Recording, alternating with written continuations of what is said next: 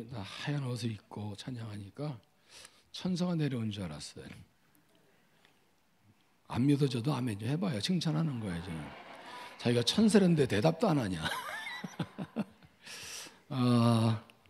화음이 아니고 유닛송으로 찬양하는데도 그 참 아주 감동과 은혜가 있는 목소리에서 은혜가 느껴집니다. 기도를 많이 하셨나 봐요. 또 아멘을 안 하네. 칭찬해도. 하나님께서 영광 받으신 줄로 믿습니다. 기도하시겠습니다. 사랑의 하나님, 주의 날에 주 앞에 나와 예배와 경배하며 은총을 간구합니다.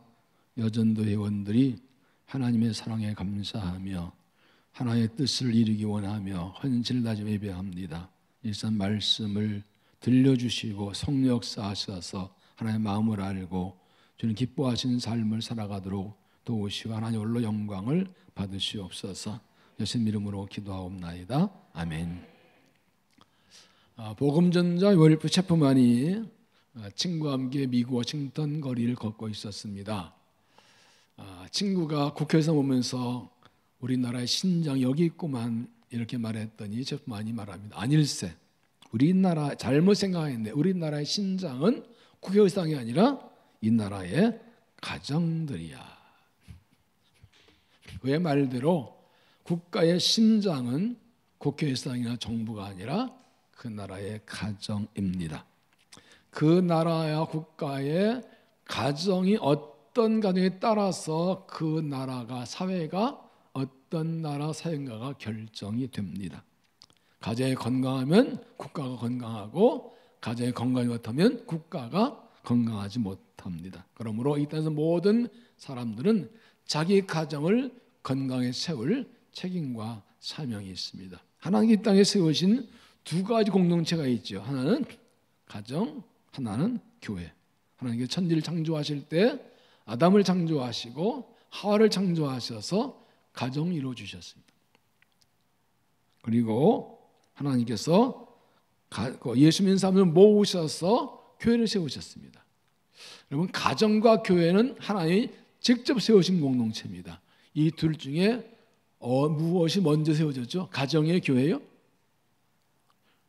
가정의 교회요? 알면서 대답을 왜 안 해요? 네, 가정입니다. 이게 굉장히 중요합니다. 하나님은 가정을 통해서 세상을 만들어 가시고 가정을 통해서 하나의 뜻을 이루어간다는 것을 보여줍니다. 인간 사회 최초 공동체 가정을 하나님께서 복을 주십니다. 그래서 하나님은 자기 일을 할 때 말씀하시죠. 나는 아브라함 하나님, 이삭의 하나님, 야곱의 하나님이다. 항상 이렇게 나옵니다. 창세기에서도 출애굽기에서도 항상 이렇게 나옵니다. 적어도 하나님을 믿는 신앙이 아브라함, 이삭, 야곱, 할아버지 그 3대는 이어가야 된다. 우리에게는 우리의 신앙을 세상 우리의 아들, 딸, 손자까지 3대까지 물려줄 책임과 사명이 있습니다. 그래서 우리의 자손들이 우리 할아버지 하나님, 아버지 하나님, 할머니 하나님, 엄마 하나님, 내 하나님 이렇게 고백할 수 있어야 돼요. 이게 하나의 뜻이에요. 오늘 말씀은 하나님께서 우리 가정에 무엇을 원하는지를 알려주는 굉장히 중요한 말씀입니다. 18절에 아브라함은 강대한 나라가 되고 천하 만민은 그로 말미암아 복을 받을 것이 아니냐. 세 번 읽으면 아브라함은 반드시 크고 강한 나라를 이룰 것이며 땅 위에 있는 나라마다 그러면 복을 받게 될 것이다. 이 말씀 하나님이 아브라함을 부를 때 주신 약속이죠. 창세기 12장 1절의 말씀이죠. 여기 아브라함을 부르실 때 너는 나의 고향과 친정 아비를 떠나 내가 내게 보여줄 땅으로 가라. 내가 너로 큰 민족 이루고 내게 복을 주요 네 이름을 창대하게 하리니 너는 복이 될지라. 아브라함을 부르시고 그 자손 번성케 하시고 큰 민족이게 하시라고 약속하십니다. 그런데 이 하나님 약속과 축복이 이루어지는 방법을 오늘 말씀합니다. 그것이 19절입니다. 내가 그로 그 자식과 권속에게 명하여 여호와의 도를 지켜 공의와 정의를 행하게 하려 그를 택하였나니 이는 나 여호와가 아브라함에게 대하여 말한 것을 이루려니라. 이게 세 번 읽으면 더 정확합니다. 세 번 읽으면 같이 읽어보겠습니다. 시작. 내가 아브라함을 선택한 것은 그가 자식들과 자손들을 잘 가르쳐서 나에게 순종하게 하고 옳고 바른 일을 하도록 가르치라는 뜻에서 한 것이다. 그의 자손이 아브라함에게 배운 대로 하면 나는 아브라함에게 약속한 대로 다 이루어 주겠다. 아멘. 내가 아브라함을 선택한 것은, 하나님이 아브라함을 선택한 목적이 뭐라고요? 그 자녀들을 잘 가르쳐서. 하나님께서 아브라함을 택하신 목적이 뭐라고요? 너의 아들, 딸 잘 가르치라는 거예요. 그래서 그 자손들이 아브라함 배운 대로 잘하면 약속한 대로 복을 주겠다. 마찬가지로 하나님께서 나를 택하신 목적이 무엇입니까? 하나님이 나를 구원하신 목적이 무엇이라고요? 내 자손들을 잘 가르치라고 선택하신 거예요. 따라합시다. 하나님께서 나를 선택하신 것은 내 자녀와 자손을 잘 가르치라는 뜻이다. 이거 잊지 마세요. 이게 최고의 사명이에요. 그래서 우리 아들, 딸들이, 우리 자손들이 나에게서 주의 말씀을 잘 배워서 그대 행하면 약속하신 복을 주겠다. 그러면 내가 내 아들, 딸들과 자손들에게 하나님을 잘 안 가르치면 어떻게 돼요? 우리 아들과 자손들이 약속의 복을 못 받아요. 그러면 우리 아들, 딸들이, 자손들이 하나님 약속 복을 받지 못하는 원인은 어디에 있어요? 책임은 누구한테 있어요? 누구한테 있어요? 어떻게 그렇게 잘 알아요? 되게 잘하네. 여러분, 이 말씀을 아주 심각하게 받아야 돼요. 이것이 우리 가정을 향한 하나님의 뜻입니다. 우리 가정에서 엄마, 아빠가, 할아버지, 할머니가 그 자녀손들의 말씀을 잘 가르쳐서 그 자손들이 말씀대로 행하면 약속복을 마음껏 부어주시는 거예요. 여러분의 가정이 하나님의 말씀을 잘 가르치고 배워서 그 말씀대로 행해서 놀라운 복을 대대로 받아 누리게 되기를 주의 이름으로 축원합니다. 멀어서 누가 아멘 안 한다 보이지는 않네. 그래서 하나님께 이스라엘 백성이 가나안 들어갈 때 모세를 통해서 이런 명령 주셨어요. 신명기 6장 6절 이스라엘 4절이죠. 이스라엘 들어라. 우리 하나님 여호와는 유일한 여호와시니 너는 마음을 다하고 뜻을 다하고 힘을 다하여 내 하나님 여호와를 사랑하라. 오늘 내가 명령한 이 명령을 말씀 너는 마음에 새기고 내 자녀에게 부지런히 가르치며 집에 앉았을 때든지 길을 갈 때든지 누울 때든지 일어날 때든지 이 말씀을 강론할 것입니다. 집에 있으나 밖에 있으나 누우나 앉으나 항상 말씀을 부지런히 가르치는. 여기서 중요한 게 부지런이에요. 읽을 때 부지런히 읽으면 안 돼요. 부지런히 이렇게 읽어야 돼요. 요 런자 얼마 긴가가 신앙의 깊이를 보여준다 할 수 있을 수가 없을까? 부지런히. 우리 교회에서 이렇게 하면 아멘 하는데. 부지런히.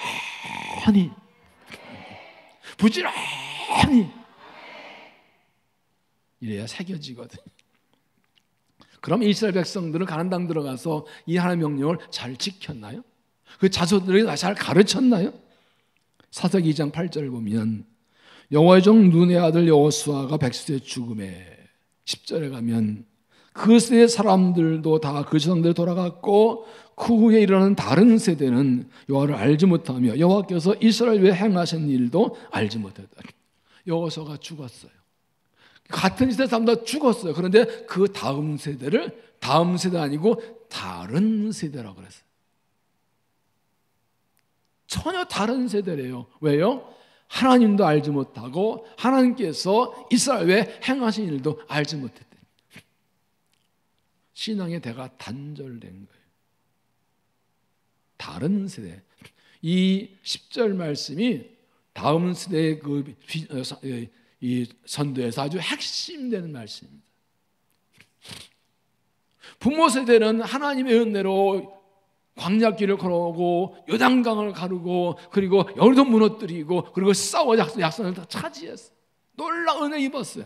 그런데 여호수아 죽고 그 세상이 죽었는데 그들의 자녀 세대는 그 신앙을 이어가는 다음 세대가 아니라 하나님도 알지 못하고 하나님께서 그 놀라운 일을 알지 못하는 전혀 다른 세대가 됐다는 거예요. different generation. 이유가 뭘까요? 그 결과가 무엇입니까? 사사기 20장 25절 이렇게 말씀합니다. 이거 사사기 전체를 보여주는 말씀인데, 그때 이스라엘의 왕이 없으므로 사람마다 각기 자기 소견에 오르되 행하였더라. 이 사사시대의 전체를 말 한마디가 사람들이 지멋대로 살았다 이거예요. 왕이 없다고. 그런데 실제 왕이 있어 없어요? 하나님이 왕이 있어요. 그러니까 사사시대 200여 년 동안 이 신앙전서 안 이루어지니까 맨날 죄짓고 의도 터지고 회개하고 막 또 죄짓고 이게 반복되는 거예요. 범죄, 징계, 회개, 권위, 이 악순환이 계속되고 있는 거예요. 그러면 우리의 현실은 어떻습니까? 한국의 청소년 복음화율, 10년 전 통계지만 청소년 복음화율이 5%. 대학 청년대 보면 3%입니다. 지금 한국 기독교 인구가 전체 인구의 20% 정도 막 적게 보는데, 이대로 가면 불과 20년 안에 기독교는 한국에 있어 5%, 3% 된다는 얘기예요. 실제로 지금 학교 가보면 30명 아이들 중에 교회 다니는 한두 명입니다. 많아야 3명이에요. 선교학에서 복음화율이 5%면 미전도 종족입니다. 선교사 파송해야 돼요. 그래서 지금 학원 선교사를 파송할 때예요. 저 아프리카나 저 중남미나 이런 데 소면 거기 선교사 보내야 돼요. 복음화율이 5% 미만이라고 청소년들 세대가요.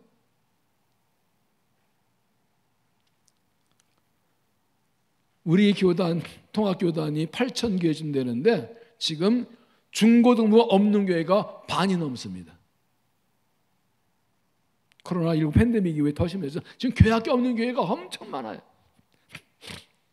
그래서 작은 교회는 아이들이 한두 명에서 몇 교회 뭐 해보려고 하는데 지금 심각해요.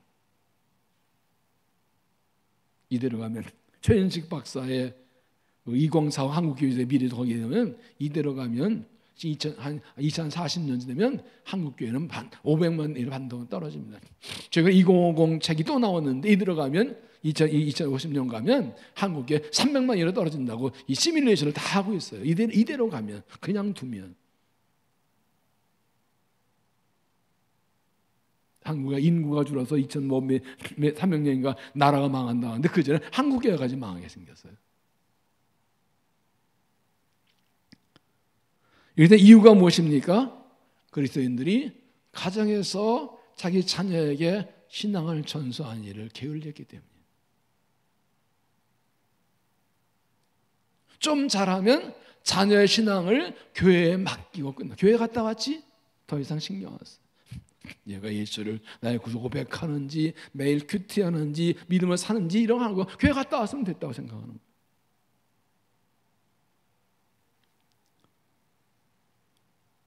더 중요한 것은 그리스도인들이 세속적 가치관을 사는 거예요. 교회에다 예수 믿는데 살아가는데 가치관은 세속적이에요.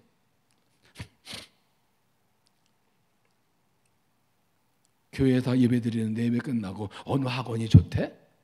어느 일타 강사가 좋대? 어떻게 하면 내 신성적 올린데 이런 거 이야기하고 있어요. 모여서 교회에서 어떻게 우리 아들, 딸 하나님의 사랑을 기를지 그런 거 얘기를 얼만큼 잘 나누세요, 여러분끼리. 특히 엄마들. 우리 아이들 공부 잘하기 위해서 영어 공부를 과외 그러는데 혹시 성경 과외 해보셨어요? 우리 아들이 성경을 잘 모르네. 성경 과외. 이성미 집사 개그우먼 알지요? 그리고 자기 아들 고등학교 때 아들이 성경원에서 신대원 다니는 교육전사님에게 한 달에 200만 원인가 배워주고 일주일에 3번씩 성경 과외 시켰대요. 이게 더 중요하다는 거예요. 이런 사람 몇 명 될까요? 저는 이제 은퇴해서 원로 목사인데 이거 성경과의 아르바이트 좀 할까 곤지암교회 와서. 그래서 예수를 믿고 교회 다니지만 자녀들의 신앙과 하나님 비전이 아니라 어떻게 하면 좋은 대학 가고 좋은 직장 가 이것만 생각하고 있는 거예요. 이 한국의 현실이에요. 결과가 무엇입니까? 교회가 약해지고 있어요. 이대로 가면 교회 망합니다. 자연스레 멀어집니다. 이대로 놓으면 얘들이 교회 당기는데 대학 가면 교회 떠나요. 그리고 교회 다녀도 인생도 어려운 일만 하나님께 매달 기도하고 주의 은혜로 살아가는 이런 힘이 없어요. 실제로 미국에서는 그렇게 공부해서 아이빌리 같은 대학에 들어가는데 이런 신앙이 없으니까 아이들이 가자마자 바로 뭐 마약에 술에 섹스에서 이 한인 학생들이 아이빌리 들어가서 1, 2년 내에 학교 탈락을 자살한 일이 굉장히 높다고 그래요. 20, 30년부터 얘기하는 거예요. 교회에서는 중직인데 교회에서 말을 못해 이런 아이들 얘기를. 이게 현실입니다. 한국도 지금 다르지 않아요. 정신학자의 박상진 교수가 이런 말을 했습니다. 그래서 부모의 재회심이 필요하다. 열심히 있는 것을 회심이라고 그러죠. 교회는 다니지만 그 가치관은 세속적인 사람이 가치관마저도 크리스찬 학부모로 내 아들, 딸을 하나님 사람으로 기르겠다는 성경 가치관에서 재회심이 필요하다는 것이죠. 그렇게 우리의 가정에서 우리 자녀에게 하나님의 말씀을 신앙전서에 이것이 회복될 때 우리의 가정이 우리의 자녀들이 복을 받고 쓰임받는 영원한 삶을 살게 될 것입니다. 그래서 첫째로 생각할 것이 부모는 말씀을 가르치라. 부모는 말씀을 가르치라. 19절에 내가 그로 그 자식과 권세에 명하여 세 번역은 내가 아브라함을 선택한 것은 그 자식들과 선을 잘 가르쳐서 신명기 6장에 부지런이라는 말 여기서는 잘 그냥 가르치는 잘 가르치라. 잘 말씀의 전문가가 되라. 어떻게 가르치겠습니까? 6장사를 다 보겠습니다. 이스라엘아 들으라 우리 하나님 여호와는 오직 유일한 여호와시니. 부모 먼저 하나님이 유일한 하나님이심을 고백하는 것을 확실히 해야 돼. 하나님 외에는 우리가 믿을 분이 없어요. 믿습니까? 그렇게 고백하십니까? 그러니까 여기 나와죠. 그런데 마음속으로는 다른 우상들이 있잖아요. 물질이 우상이고 명예가 우상이고 자식이 우상이고 그다 버리고 하나님만이 하나님이심을 고백하는 유일신 신앙이 확실히 고백돼야 돼. 이것이 고백되고 보여져야 돼. 이게 기본이에요. 그 다음 뭐라고 했어요? 너는 마음을 다하고 뜻을 다하고 힘을 다하여 네 하나님 여호와를 사랑하라. 하나님을 내 하나님에서 하나님만 내가 의지하고 하나님보다 이런 고백한다면 그 다음에 하나님을 사랑하는데 어떻게요? 마음을 다하고 힘을 다하고 뜻을 다해서 온 힘을 하나님을 철저하게 사랑하는 그 사람이 돼야 돼요. 그래야 그 다음 갈 수 있어요. 우리 자녀들에게 우리 엄마 아빠 하나님을 진짜 사랑한다. 우리 엄마 아빠 할아버지는 하나님만 전적 믿고 의지한다. 하나님밖에 믿을 분이 없다 믿는다. 이것을 우리 아들 자손들이 느껴야 돼요. 내가 말 안 해도 사는 거 보면 알잖아요. 우리 엄마 아빠는 할머니들 하나님을 정말 사랑한다. 돈보다 더 사랑하고 정말 사랑한다. 이것이 느껴져야 돼요. 그게 삶을 고백돼줘야 돼요. 그래야 자녀 교육, 신앙 교육이 돼요. 그 다음 무엇입니까? 오늘 내가 명하는 이 말씀을 이것은 부모가 내게 명했다는 말씀은 내가 먼저 말씀을 배우라는 뜻이에요. 배워야 가르치죠. 예수 신앙생활 한 30년 40년 하면 뭐 다 알잖아요. 주보 딱 보고 본문 제목 나오면 뭔지 이제 다 알아. 하도 많이 들어서 배울 생각 별로 안 하는 사람들 많아요. 권장교회 안 그러겠지만 저기 서울에는 신상교회는 그렇더라고요. 신성교회 말 신상교회는 그렇더라고요. 죽을 때까지 배우는 거 말씀은. 저도 70년 신앙생활했고 목회 43년 했는데 저도 매일 성경이 아닌데 지금도 모르는 말씀이 얼마나 많은지 몰라요. 지금도 성경은 평생 배워도 못 배워요. 내가 먼저 말씀을 배우는 사람이 돼. 배워야 가르치죠. 먹어야 젖을 주죠. 그 다음 뭐예요? 너는 내가 내미는 말씀을 너는 마음에 새기고 잊어버리지 말라는 거예요. 성경 말씀 외워야 됩니다. 내 마음에 새겨야 됩니다. 좀 연식이 오래된 분들은 외우라면 내 나이 몇인데 지금 6학년 4반이고 7학년 2반인데 근데요 제가 물어볼게요. 손주 이름을 어떻게 외우셨어요? 번 외우니까 되던 거야? 그냥 외워줘. 왜? 사랑하니까. 하나님을 사랑하면 말씀이 새겨지게 돼 있어요. 성령께서 역사하시는 말씀이 새기도록 노력해야 되고 거기 성령께서 새겨지게 해주세요. 그게 내 말씀이에요. 말씀 내 마음에 새겨질 때 살아가다 말씀이 생각나요. 요한복음 14장에 성령 오시면 내가 가르쳤는 내 마음을 생각나게 하시리라. 내 심령의 창고에 말씀이 가득 차 있으면 성령께서 필요한 말 생각나게 해주세요.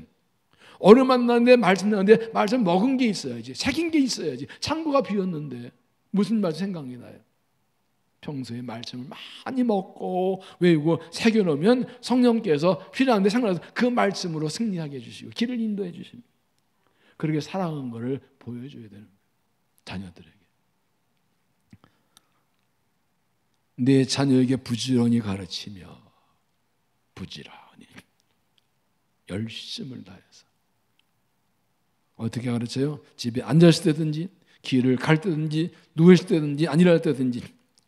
그래서 신앙교육에서는 누웠을 때든지 이것을 베갯머리 교육이라고 합니다. 아이들 배우 잠자고 베갯머리에서 말씀 읽어주고 기도해 주는 것. 앉았을 때 밥상머리 교육이라고 합니다. 식탁에서 유대인처럼 말씀 나눠 기도해 주는 것이. 이런 것들입니다. 여러분, 부지런이라는 철저하게 열심히라는 뜻이에요. 너 오늘 숙제했어? 공부했어? 시험 준비했어? 라고 물은 것보다 너 성경 읽었어? 같이 성경 읽자. 가르치는 게 외워 이게 아니라 같이 말씀을 나누는 거예요. 세상 지식보다 말씀 가르치기 더 열심히 하겠다는 그 결단이 서 있어야 돼요. 에베소 6장 4절에 아비들아 또 아비들아 너희 자녀를 이렇게 하지 말고 오직 주의 교훈과 훈계 양육하라. 부모는 내 생각, 감정 따라하지 않고 말씀으로 자녀를 가르치는 것이. 잠언 26절 마땅히 행할 길을 아이에게 가르치라. 그리하면 늙어도 그것을 떠나지 아니하리라. 어릴 때 말씀 가르치면 늙어도 떠나지 아니하리라. 저 어릴 때 할아버지 가정 예배 드리고 교회 학교에 주일 학교에서 성경 암송한 거 지금까지 남아 있어요. 평생 가는 거예요. 그리스도인의 가장 큰 책임과 사명은 자녀에게 하나님의 말씀을 가르치는 것입니다. 그래서 그 신앙이 전수되어서 하나님을 기쁘시게 하고 복을 받게 하는 그런 가정을 이루는 믿음이 되시길 바랍니다. 좀 더 구체적으로 어떻게 하나님 복 주시는 가정을 세울까? 어떻게 하나님 복 주시는 가정을 세울까? 세 가지를 말씀드려요. 첫째는 하나님께 예배하는 가정이 되십시오. 아브라함은 하나님 부르심 받고 고향을 떠나 가나안 떠나 가장 먼저 하나님께 제단을 쌓았습니다. 창세기 10장 7절에 여호와께서 아브라함에게 나타나 이르시되 내가 이 땅을 네 자손에 주리라 하시니라. 자기 나라 여호와께 그가 그래서 제단을 쌓고 거기서 베델 동쪽 산으로 옮겨 장막을 지내고 서북쪽 베델 동쪽 아니라 거기서 여이름 제단을 쌓고 열을 부더니 아브라함 가장만들이 예배하는 거예요. 예배하는 거였습니다. 예배는 세 가지가 있어요. 함께 드리는 공예배가 있고 그리고 개인 경건하는 예배가 있고 가정 예배가 있어요. 이 셋이 다 이루어져 온전한 예배 생활이에요. 이 뒤에 좀 말씀드리겠지만 저에게는 한 3년 전부터 온 교회 가정 예배 드리게 합니다. 저희 좀 마찬가지로 주부의 가정에 실어주고 가정 예배 아주 난리를 칩니다. 이것밖에 살 길이 없어요. 그 가정 예배 되는 사람들이 자녀가 아주 변화되고 있어요. 이 가정 예배에 혹시 어려운 분들 좀 나쁜 기억이 있나요? 예배 가정 예배 때만 아마 혼나던 기억 그런 예배 말고 요즘 가정 예배에 다양한 엄청난 좋은 걸 많이 나와 있습니다. 방법과 책들이 많이 나와 있어요. 아이들 연령에 맞게 저에게는 어린이용, 청소년용, 장년용 다 따로 만들어서 주보 홈페이지 제공하고 있는데 가정 예배도 함께 말씀을 읽고 찬송하고 기도좀 나누고 위로하고. 저는 미국 한 달 동안 다녀왔는데 가는 거 저희 형제들 가정에서 다 가정 예배를 드리게 했더니 얼마나 좋아하는지 몰라요. 가정 예배가 살아있는 가정. 예배하는 가정은 하나님께서 복을 주십니다. 두 번째는 하나님께 기도하는 가정이 되십시오.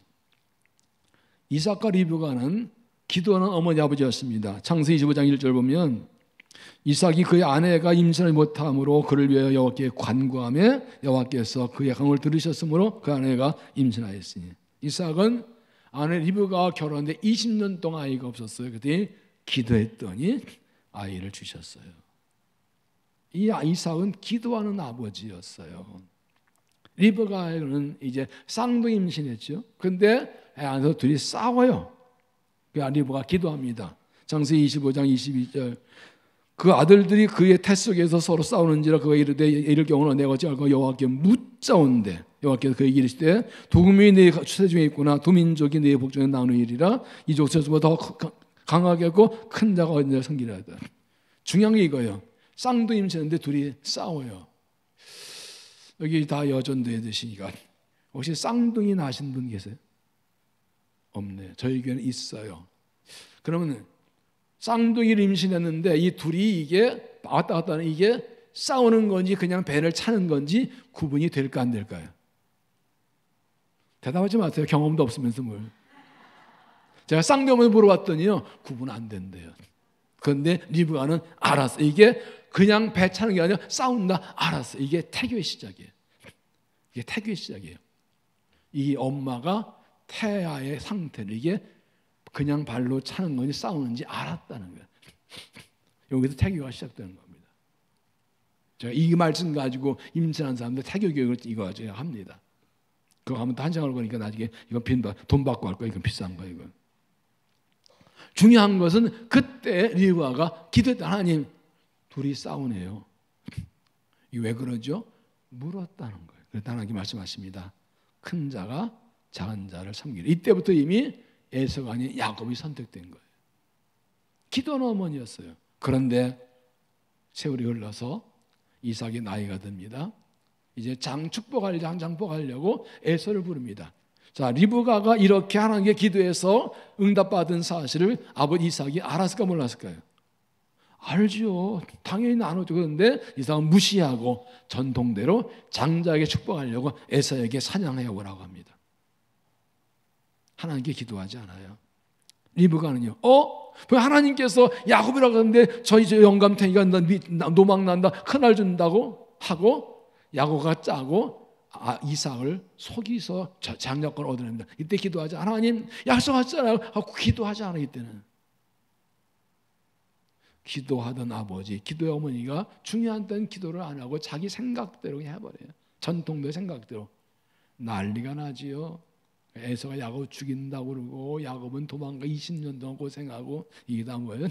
엄마 아빠가 중요한 때에 자녀들의 미래를 할 때 기도 하나도 안 구하지 않아서 그런 거예요. 어떤 대학을 가야 될까? 하나님께 기도해요. 학원 원장한테 가서 상담해요. 누구한테 물어봐요. 안 찔리자 가지 말아요. 하나님께 왜 장래를 물어보냐고요. 기도했었죠. 아이 낳을 때는.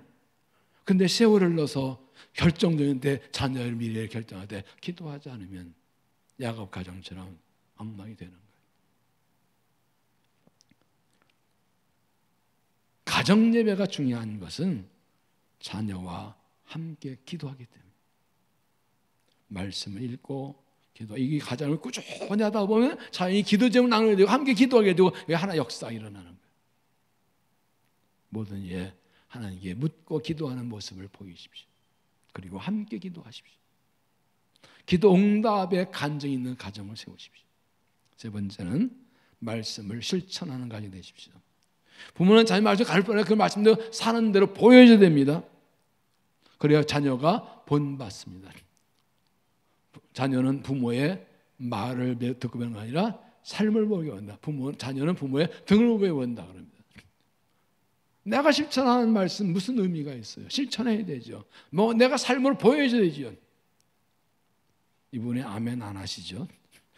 다른 교회도 그래요. 괜찮아요. 이거 부모의 부담 어떻게 내가 말씀대로 다 살아? 이거 엄청난 부담이요. 이게 다 좋은데 어떻게 말씀대로 다 사냐고. 그죠? 그런데 중요한 사실이 있어요. 사도 바울이 고린도 11장 1절 이렇게 고백합니다. 내가 그리스도를 본받는 자 된 것 같이 너희도 나를 본받는 자가 되라. 바울이 나를 본받으라고 하지 않습니다. 내가 그리스도를 본받는 것을 너희도 본받으라. 나는 완전한 사람 아니다. 그래서 본받는 사람이다. 너희도 그래서 본받자 얘기하면 부모 안 돼가지 않습니다. 나를 본받아 말할 수 없습니다. 그러나 우리는 그리스도를 본받는 사람들입니다. 예수를 닮으려 애쓰는 모습을 보여주는 겁니다. 이걸 진정성이라고 그래요. 신앙은 진정성이 있어야 돼요. 이런 거예요. 어떤 사람이 나쁜 짓을 해. 저 나쁜 놈. 아유, 저 인간 원래 저런 인간이야. 어떤 사람이 잘못하지만 저 사람은 착한 사람인데 실수한 거야. 이거 뭐예요? 진정성이에요. 인간 완벽하지 않아요. 아이고, 저건 예수 믿는다고 해서 하는 짓은 원래 저런 인간이야. 아니요. 예수 믿는 사람인데 잘 살려 하다가 실수한 거예요. 이건 사람들이 진정성 인정받는 거예요. 똑같아요. 자녀도 마찬가지. 우리 엄마 아빠 교회 다닌다는데 사는 건 뭐 똑같다 안 믿어 가는 것이 아니라 우리 엄마 아빠는 예수 믿는 사람이어서 주님 닮아 애쓰는데 사람인지라 실수한 거야. 이것을 자녀에게 인정받는 거. 그러려면 부모가 약함을 인정해야 돼요. 고백할 줄 알아야 돼요. 가정 예배에서 부모도 실패한 것을 나누는 겁니다. 자녀가 실패할 때 나무라지 않습니다. 사람이니까요. 바르게 살려야 쓰는 자체가 중요하지요. 그거 인정해주고 함께 기도하고 회개하고 고쳐나가는 겁니다. 그럴 때 부모, 자녀의 잘못을 나무라지 않고 정죄하지 않고 그의 진정성 인정해주고 용서해 줄 때 자녀도 부모의 실패와 실수를 용납할 수 있어요. 이게 그리스도인 가정이지. 창세기 9장에 보면 노아가 의인인데 홍수 위에 포도농사가 잘 돼가지고 포도주를 마시고 술 취해서 벌거벗고 잠이 들었어요.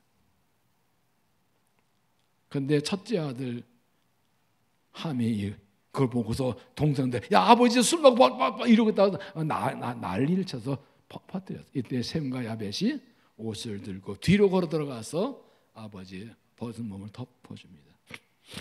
나중에 노아가 깨서 함은 저주하고 셈과 야벳은 축복합니다. 누가 잘못했어요? 누가 잘못했어요? 술 먹고 그러니까 아버지가 뭔 짓이에요 그게? 그렇잖아요? 의인인 노아도 술 먹고 벌거벗을 때가 있더라고요. 그런데 두 종류의 자녀가 있잖아요. 아버지 허물을 보고 떠벌리는 놈이 있고 그 아버지 허물을 보지 않고 덮어주는 자녀가 있더라고요. 이게 가정이에요. 덮어주는. 부모는 자기의 잘못, 실수할 때 있어요. 노아와 같이. 그럴 때 인정하는 거예요. 그러면 자녀들은 덮어주고 자녀를 잘못 덮어주고 이렇게 해야 되는 거죠. 그러면서 점점 예수를 닮아가는 거죠. 예배하는 가정, 하나님께 기도하는 가정, 말씀 실천하는 가정 되어서 복 주시는 가정을 세우시기를 주의 이름으로 축원합니다. 제가 작년 1월 달에 왔던 것 같은데 그 사이에 저는 신분이 달라졌습니다. 저는 작년 말로 신성교회를 은퇴해서 이제 원로 목사입니다. 원로 목사 6개월 차 새내기. 권장학교 70년 됐다고 그러셨는데 저희가 섬기는 오늘 꼭 52주년 돼서 저 1, 2, 3부 설교하고 그리고 부전을 달려왔습니다. 1대의 담임 목사님 24년 목회 은퇴, 제가 2대로 28년 목회하고 은퇴하고 이제 3대 목사님이 와서 목회하고 있습니다. 저기 2017년에 성경원주 시작했습니다. 은퇴가 얼마 안 남은 때 성령원주 시작하는 거 참 쉽지 않았어요. 사람들도 어렵다고 하지 말자는 마음도 있고 반대도 많았지만 딱 하나입니다. 다음 세대 위해서 해야 된다.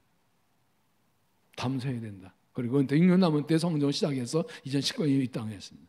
설계부터 그래서 꼭대기에 육중에 체육관을 넣고 그리고 지하에는 키즈랜드가 있고 이게 이 다음 세대 중심으로 교회 설계해서 마쳤습니다. 그리고 이제 2019년 입당하고 2020년 부흥하려고 그러는데 코로나 팬데믹이 왔잖아요. 너무 힘들었어요. 성령원축을 완공하면서 이제 한 4년 정도 목회가 남게 되더라고요. 그럼 남은 4년 동안 어떤 목회할까? 뭐 아무것도 안 해도 뭘 할 사람 없어요.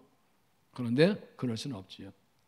네, 가정과 다음 세대를 중심하기로 계획을 세웠어요. 그래서 많이 연구 공부를 했어요.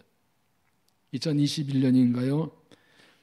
다음 앞장선 다음세 사역 세미나 참여하면서 확신을 얻게 되었고, 그래서 2021년부터 준비를 시작했습니다. 그래서 가정에서 자녀를 주의 제자라는 비전을 세웠습니다. 가정과 교회가 함께 다음 세 신앙을 전수한다. 부모와 조부는 영적 교사로, 교사는 영적 부모로. 이 코로나 때문에 모이지 못하는 때에 아예 기회를 삼아서 목장과 교회 목회 완전히 뒤집어 버렸어요. 다음 세 중심으로 완전히 목회 시스템을 막 구조를 바꿔버렸어요. 핵심은 몇 가지. 첫째는 목장 구역을 자녀의 연령 중심으로 바꾸는 겁니다.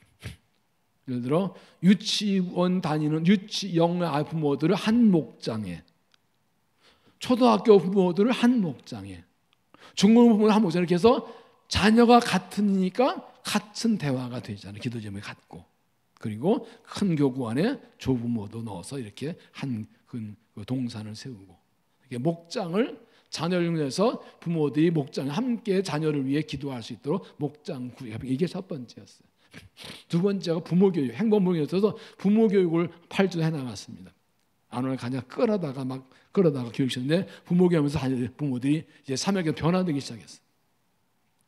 우리가 크리스찬 부모가 되어야 되는 걸 깨닫게 해서 변화가 일어나기 시작했어요. 또 하나는 가정 예배였어요. 2022년 21년 7월부터 3월 때 비전 선포하고 온 교회가 매주 수요일을 가정 예배 날로 정했습니다. 수요 기도회를 오전, 수요, 중부 좀 옮기고 수요일부터 토요일까지 아무 때나 가정 예배 드리라. 그리고 가정 예배지를 홈페이지에 올리고, 또 어린이용, 청소년, 중고등부 성냥 올리고, 주부와의 목장 모임과 가정 예배지를 매주 실어주고, 밴드를만 가정 예배 한 데다 가정 예배 사진 찍어서 올리게 하고, 재작년부터는 홍영신 예배 때 1년치 가정 예배 표를 만들어줘 가지고 여기에 스티커 붙이면서 예배를 드려서 50일 40주만 드려도 상 준다. 그렇게 해서 가정 예배가 한 29, 30%까지 올라갔어요. 이러면서 많은 간증들이 있어요. 부모 교실 2기 때인데 안집사 딸인 여자 집사가 있었습니다. 억지로 끌어다가 부모 교실 하겠는데, 제가 1강은 제가 강의하거든요. 제가 강의했었는데 나중에 간증들은 그러더라고요. 첫 번 시간 담임 목사님 말씀에 깨졌습니다. 해답은 정말 어떻게 우리 아들 딸을 믿음으로 기를까 고민이 많았는데, 우리 청년 출신인데도 그래요. 아버지가 안사, 딸 어머니 권사인데도 그 아이가 여러 가지 성격적으로 이 친정 어려움이 좀 많았었어요. 해답은 말씀에 있었습니다. 그리고 제가 달라져야 되는 것이었습니다. 그리고 깨지기 시작했어요. 형님이 들이쳐가고 그러면서 불과 몇 달 안 돼서 아이가 달라지기 시작했어요. 가정이 달라지기 시작했어요. 건강에 목하기가 성격하고, 얼마나 지금은 중학생인데 예배 봉사 잘하는지 몰라요. 이런 간증들이 수없이 일어나고 있어요. 이를 통해 교회 학교의 사역이 온교회 사역이 되고, 여름이 온교회 달려 여름 사역을 지원하고, 교사가 늘어 많은 변화들이 이 3년 동안에 엄청난 교회 변화가 일어나고 있어요. 이런 것만 얘기하려면 정말 제가 한 3년 뒤에 간증할 게 굉장히 많습니다. 교회가 달렸어요. 저 비전선 한 지 2달 안 돼서 온 게 모든 기도자들이 기도할 때마다 가정에서 이거 계속 기도. 지금도 매 주일마다 가정에서 자녀를 주의자로 가정의 축복입니다, 행복이다 매일 외치고, 그리고 이 교회에서 전하고 지금 그렇게 하고요. 후임 목사도 아주 그걸 잘하고 있어요. 저도 지금도 매주 가정예배 드려서 사진 찍고 밴드 올리고, 그거 지금까지 한 주도 빠짐없이 그렇게 해오고 있습니다. 꾸준히 하니까 변화가 일어나더라고요. 아이들이 달라져요.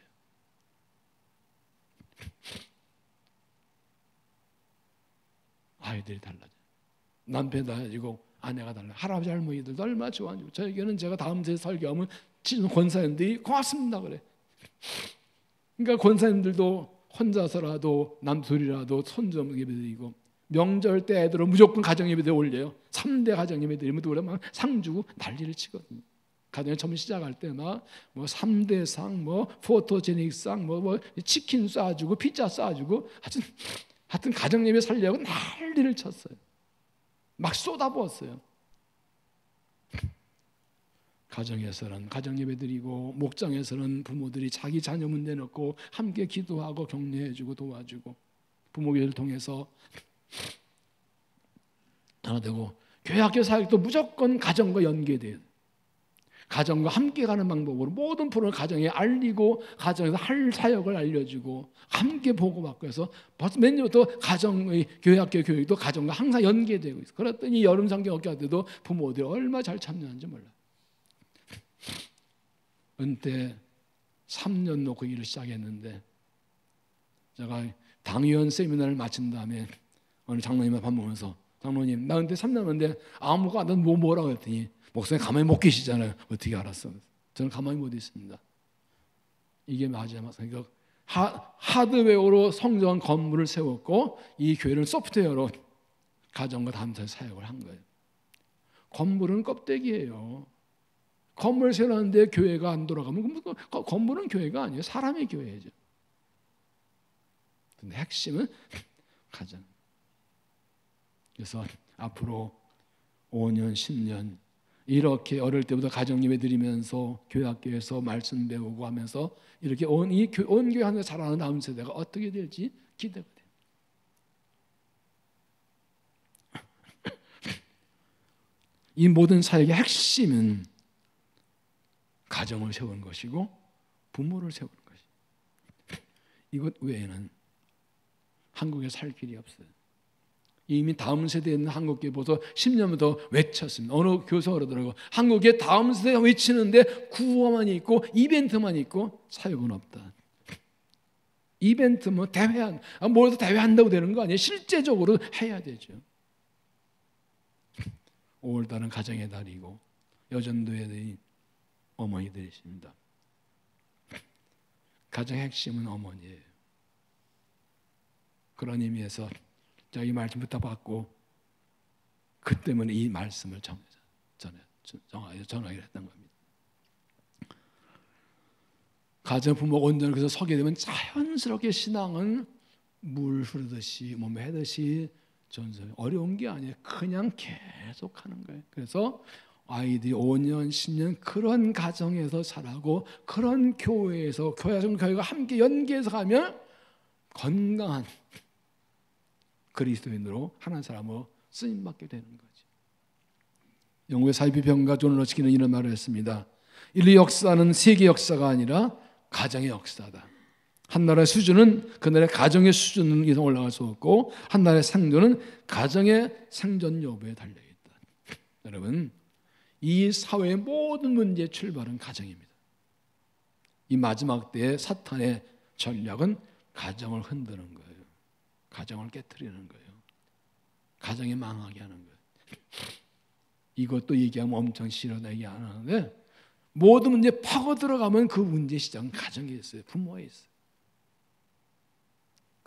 크리스찬 가정들이 건강한 가정을 세우는 게 얼마나 중요한지, 이 나라를 세우고 이 사회를 세우고 하나님 나라 세우는 사명이에요. 내 아이들 하나 믿음을 세우는 가정이 세우는 것이 내 자식 잘 되는 거 넘어서 하나님 나라에서 이 나라 민족의 역사 사회를 지키는 중요한 사명이라. 이 거대한 가정을 깨트리고 이 잘못된 가치관으로 흘러가 이 망해가는 세상에 올라가 물결에서 연어처럼 그리스도의 성령 가치관으로 살아가는 가정 세우 자녀, 이게 하나님 이 역사를 바꾸는 유일한 길이에요. 이보다 더 중요한 일은 없어요. 가정 회복되면 교회 회복되고 나라 회복됩니다. 우리 자녀들 믿음 안에 서면 교회가 살고 나라가 살고 하나님 나라 이루어집니다. 믿습니까? 이때 아멘 안 하면 간접이 보여요. 이보다 얼마나 중요한지 몰라요.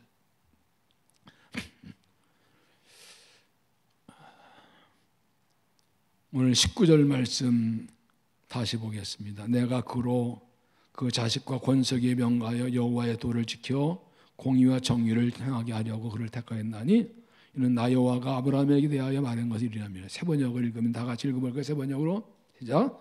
내가 아브라함을 선택한 것은 그가 자식들과 자손들을 잘 가르쳤어서 나에게 순종하게 하고 옳고 바른 일을 하도록 가르치라는 뜻한 것이다. 그의 자손이 아브라함이 배운 대로 하면 나는 아브라함에게 약속한 대로 다 이루어 주겠다. 아멘. 놀라운 약속이에요. 세상은 알 수 없는 하나님의 비밀이에요. 그리스도만 알 수 없는 비밀이에요. 지혜선교회에서 파송한 아프리카 케냐의 김성영, 윤선경 선교사가 있습니다. 언젠가 선교보고에 이런 얘기를 썼더라고요. 유건이 외에 두 아들이 있는데 그 사모님 선교사님이 쓴 글이에요. 유연이가 밥을 먹다가 밥을 먹는 자세 때문에 아빠에게 조금 혼이 났다. 근데 유연이가 갑자기 아빠가 우리 집 대장이 아니잖아 라고 말하는 것이었다. 놀라 속으로 그럼 엄마를 대장이나 형이 대장인가? 그럼 안 되는데 생각은 못했다. 그럼 누가 우리 집 대장이야? 당연히 하나님 대장이지. 아빠는 부대장이잖아. 맞아요? 하나 우리 집 대장 맞죠? 엄마 아빠는 부대장이에요. 그 다음에 중요합니다. 유엔이 아빠는 근데 아빠는 하나님 말 잘 들어? 너 아빠 안 들었더니 아빠는 하나님 말 잘 들어? 깜짝 놀랐다는 겁니다. 여러분, 하나님이 우리 집 대장 맞나요? 하나님 우리 집 대장 맞나요? 그럼 하나님 말 잘 들으세요? 엄마 아빠는? 아무도 없나? 왜 아멘이 안 나와? 하나님이 우리 가정의 주인이십니다. 그분이 우리 가정을 세우셨습니다. 그분이 우리에게 아들, 딸, 손주를 주셨습니다. 우리를 택하신 목적은 다른 겁니다. 우리 아들, 딸, 자손들에게 하나님의 말씀을 잘 가르치라. 그래서 그들이 그 말씀 행하면 하나님께서 복을 주시고 큰 나라를 이루어 주실 것입니다. 저는 꿈을 꿉니다. 우리의 믿음의 가정들이 든든히 서서 아들, 딸들의 말씀을 잘 가르치고 교회와 같이 함께 잘 가르쳐서 우리 다음 세대가 일어나는, 저는 그런 기도합니다. 지금 출산율이 줄어서 교회 학교가 줄어든다 그러는데 여러분 그건 핑계고요. 아직도 교회 밖에는 구원할 청소년들이 세고 셌어요. 널렸어요. 많아요. 맞아요, 안 맞아요? 맞아요. 출산 핑계가 없어요. 저는 저희가 성경 신성교회가 이 시대의 다음 세대를 감당한 교육이 되어달라 기도합니다. 매일 새벽 교회를 기도하는데 우리 교회의 모든 성도의 자녀가 교회에 다 나오고 이 지역의 다음 세대 품는 교회 되어달라 기도합니다. 저는 권장교회가 이 모든 자녀 믿음을 쓸 뿐 아니라 이 지역의 다음 세대를 품는 교회 되기를 주 이름으로 축원합니다. 그러려면 우리 가정이 든든히 서이고 교회와 가정이 함께 가야 돼요.